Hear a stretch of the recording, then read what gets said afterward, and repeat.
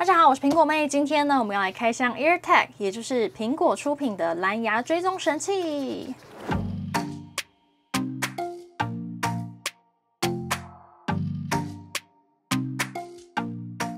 AirTag 是什么呢？它就是一个可以利用蓝牙来感应距离的追踪器。你可以把它挂在任何你担心遗失的物品上面，像是钥匙圈啊、背包啊、钱包啊，或者是行李箱之类的。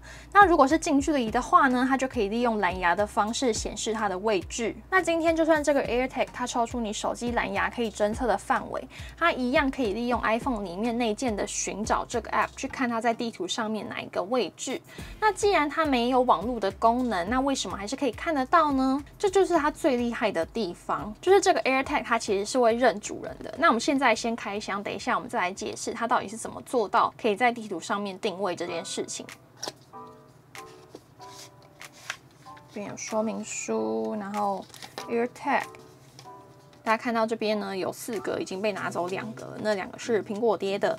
那现在售价的部分呢，一个是台币990块，然后4个的话是3390元，美金的话分别是29块跟99块。所以大家如果想要省钱的话，可以团购一起买4个这样子。那我们现在呢拿一个出来。然后这个说明书上面有写说，你要把你 iPhone 跟 iPad 更新到最新的 iOS 或者是 iPadOS， 然后开启蓝牙，然后它上面有一个箭头，我们把它撕开，然后这边应该是一撕开，这手机就会感应到了。嘿，哦，发出声音了，哦，出现了。然后这边按连线。然后这边就可以去选它是什么产品，然后不知道为什么它是简体字。那例如说，我现在选一个钥匙好了，然后这边呢，它就要把 AirTag 跟我的 Apple ID 注册在一起。那我们选继续。然后这边它就有写一些使用方式，第一个是精确定位，那这个是 iPhone 11跟 iPhone 12才可以使用的，因为只有这2个机型才有 U1 晶片在里面嘛。然后它上面会有箭头指方向啊，还有你距离它多远这样子。然后第2个的话是可以播放声音。那我们现在按一下这个，在寻找 App 中显示。这边就多了一个我的钥匙，然后这边如果你是找到别人的 AirTag 的话，你也可以去辨识它的 AirTag。然后大家看到下面这个寻找 App 里面，它4个选项当中 ，AirTag 是在物品这一栏。所以如果你要去找你的 AirTag， 或者是你想要去扫 AirTag 的话，你就到这边，然后按物品。那我们现在解释一下，它怎样在没有网络的状况下，还可以在地图上面被定位。就是我们刚才不是说到它是会认主人的吗？那当它发现它跟主人之间的距离超过蓝牙范围的时候呢，它就会去寻找任何在附近的 Apple 装置，然后对陌生人的 iPhone 啊或是 iPad 发出蓝牙讯号。当然，这个陌生装置它完全不会知道自己被利用，然后这个 AirTag 就能够透过加密的方式回传到你 iPhone 的寻找 App 里面，这样在你的地图上面就可以看到这个 AirTag 的位置。所以 AirTag 的技术最重要的就是使用 iPhone 的人要够多，能够布下天罗地网，然后让 AirTag 可以在 iPhone 的安全网当中被找到。当然，我们这边讲的是最合理的使用情况，因为相信已经很多人想到这个东西是可以拿来追踪别人的。那这个部分呢，我们等一下还会再提到。那这边呢，我们把它装入这个保护套里面，因为其实这样子要直接用是不太可能嘛，一定要有钥匙圈之类的。那这个是副厂的钥匙圈，我们来把它装进去。然后大家可以看到这个副厂的孔开的没有很准，所以有一点歪歪的。那今天呢，例如说你把它挂在钥匙上面，然后你找不到钥匙的话，你就到你 iPhone 里面寻找这个 App， 打开之后选择物品，然后里面就会出现你的钥匙嘛，然后你就选这个钥匙，然后按一下这个寻找。它就会开始出现这个画面了。现在在此处嘛，那我把它放到远一点的地方。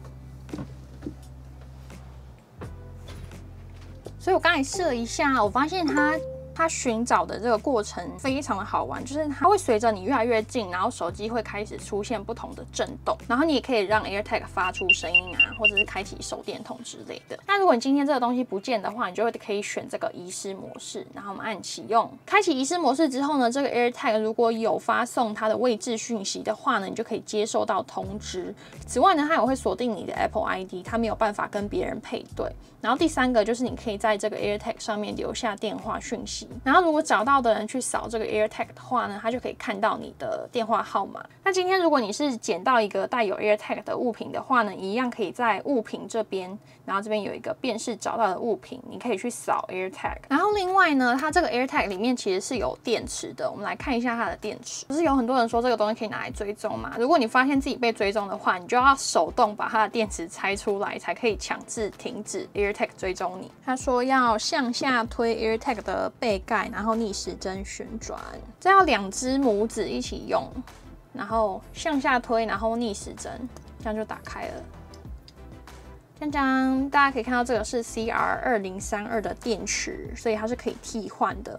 然后这个电池大约可以维持1年左右的电量。然后这个 AirTag 它也是有防水功能的，所以真的还蛮强的。它有点像是一个别针那种感觉。然后这上面也可以做一些不同的图案之类，但是现在台湾还不行的样子。然后现在呢 ，AirTag 它有一个非常大的争议，就是害怕它会被拿来追踪别人。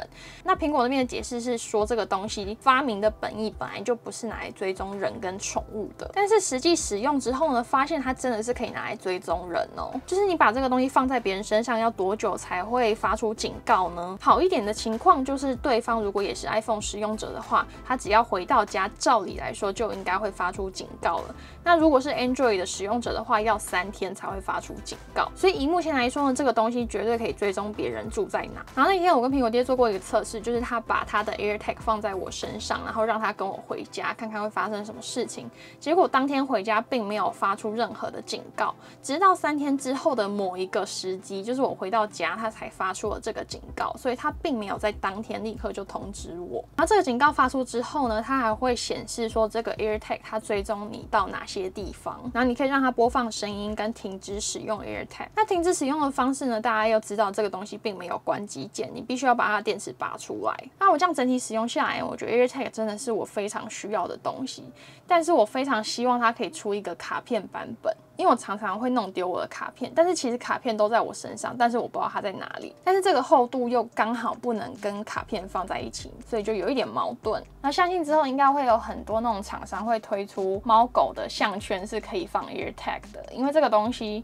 虽然原本不是设计给宠物用的啦，但是它也可以拿来追踪宠物。那至于有些人会被追踪的这种情况，当然是希望不要发生啦。但是之后如果真的有人被追踪的话，相信他们也会对那个发出警告的时间长短做出修改。因为如果你时间太短的话，也是会出现一些问题，像是你钥匙借别人啊，或者是你钱包放在别人身上之类的。那时间太长，又会出现说被跟踪的这种情况。所以之后就看苹果他们要怎么修改这个时限咯。那我们今天呢，这个简易的 AirTag 开箱就到这边，希望有帮助到大家。那你们想不想要买 AirTag 呢？那买了之后，你们想要装在什么东西上面？